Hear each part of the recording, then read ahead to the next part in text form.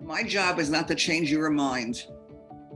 My job is to develop my compassion and care for you and to understand your story and why you think the way you do. Basically, I'm an educator. I started out as a classroom teacher when I was 20 and a half years old and got my bachelor's degree. And I wound up as a professor of graduate studies, first in counseling psychology and later in international peace and conflict.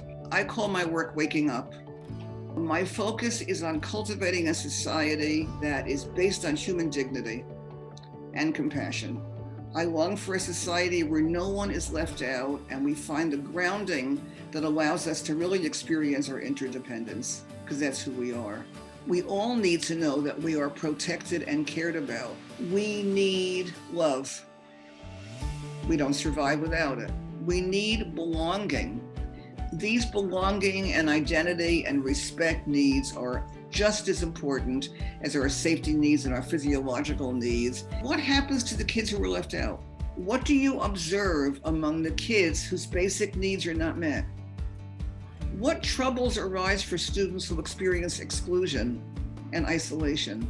We know what it does to us. When those basic needs are not met, we will act outward or inward. What might happen to these kids if their needs were reassured?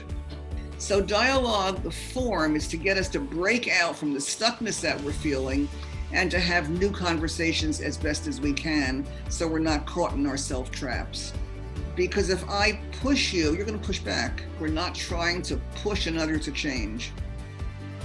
And it leads to empathy and an acceptance of difference and a recognition that despite the difference, the fundamental human needs that I showed you in that triangle, they're all the same. And hopefully in a good dialogue, people come away feeling better about each other, better about their relationships.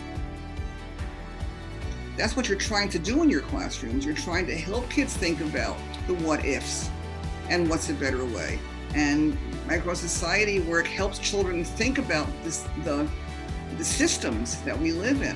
In South Africa, there's a wonderful phrase, Ubuntu, which means I am because you are. So my personhood is tied up with your personhood. And if I don't allow you a personhood, I really don't have one either. Developing social emotional communication skills is so core to a person's education that as much as you can do that, you're doing your kids a great favor. Altruism can be cultivated. Selfishness can also be cultivated. What do you want to cultivate in yourself, in your students, in your society? It's a scary world out there. These classrooms are second home. What can we do in here?